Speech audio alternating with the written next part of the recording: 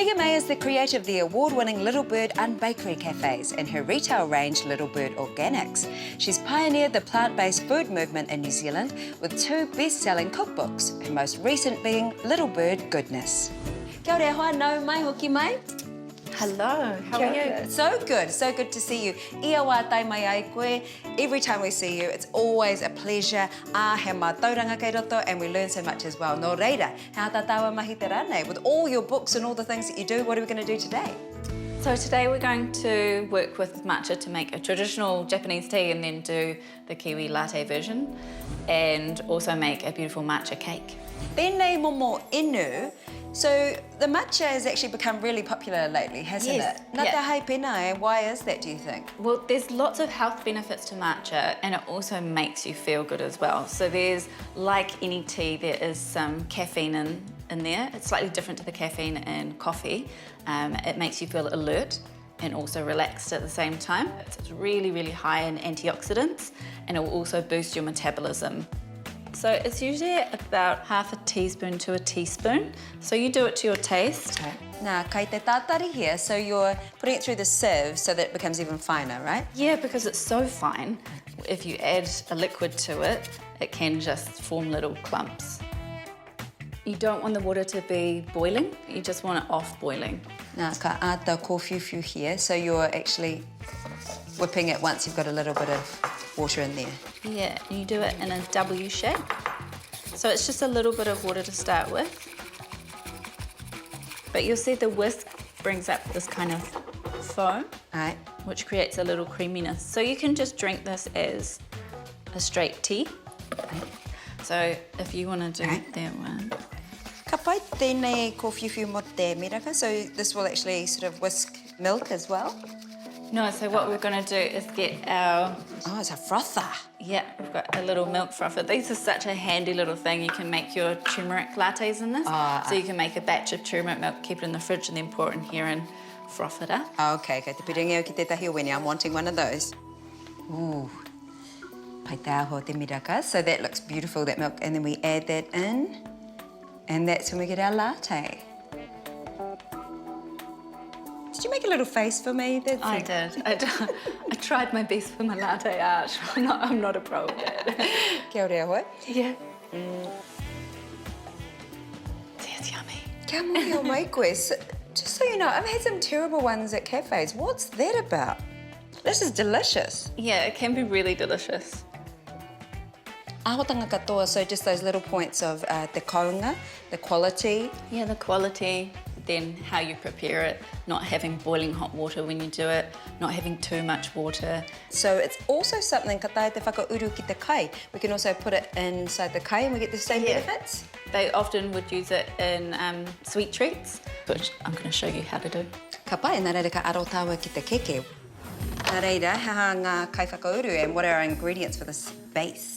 So in the base we've got just a few ingredients. We're using nuts and dates to form the main part of it. We use activated almonds. Right. Those cashews in there, there's about 1/4 cup of cashews in there. One thing I do need to do is melt down some of this cacao butter.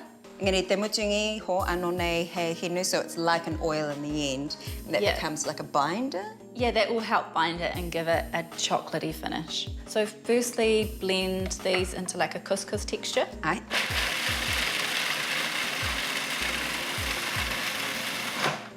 That's perfect. Ah, pai. Then you could add the dates in there. Nā. So the dates are going to make it sticky and help it bind together.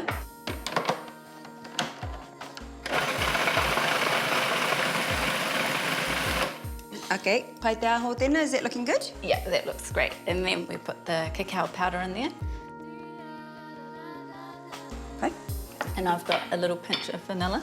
Pere tuturuni, so that's the vanilla powder, is it? Yeah. And that's not essential. Yeah.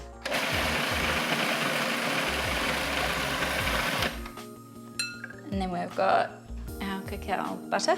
Whatever. So that's nice and melted.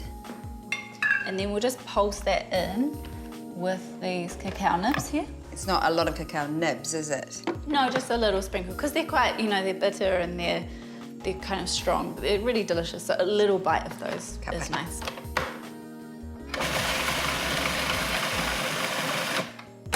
So we just want that to like stick together. As the cacao butter cools, it will harden it a little bit. We'll just do it once. So we're just putting it all in here. And this is just a small cake, but with raw cakes, you only need a little bit. Kaha te tawara, kaha ngā hua kei roto, so it's got lots of flavour and lots of goodness. Yeah, lots of flavour and goodness. So I'm going to push this in nice and firmly. So it's as simple as that. And we'll just chuck that in the fridge. Ka pai. While we do the top. And so this is a great, just standard raw cake.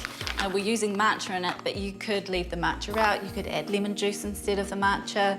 It's a good base for doing lots of different flavours. I'm going to put some more cacao butter on and some coconut oil as well for this one.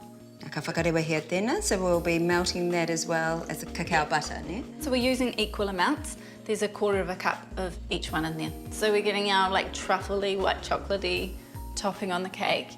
And so the main part of that is going to be these cashews that we've just soaked for a couple of hours. And then we're going to take off the water and rinse them well. And how much have we got there? So we've got 2 cups of cashews soaked. Some coconut milk. Haurua kapu, so half a cup. Half a cup, and then 2 tablespoons. We've got a little bit of vanilla extract. And then we've got our sweetener, so you can use coconut nectar as a great sweetener, but a light coloured coconut nectar because we want the colour of the green to pop. We want the colour of it to be light. He pai ake tēnei mo tō tinana, so this is better than a lot of sugar. Yeah, it's different. It's less refined and generally has a lot more minerals and things left in there.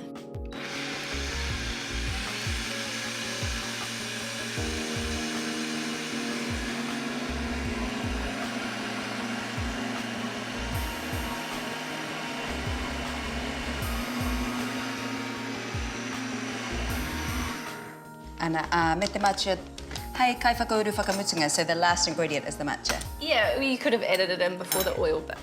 So we've got 3 teaspoons.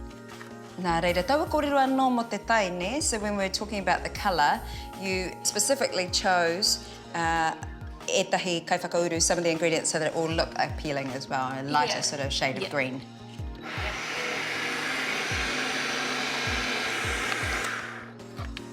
Kua rite, ne? So we just need to pour on top, I guess.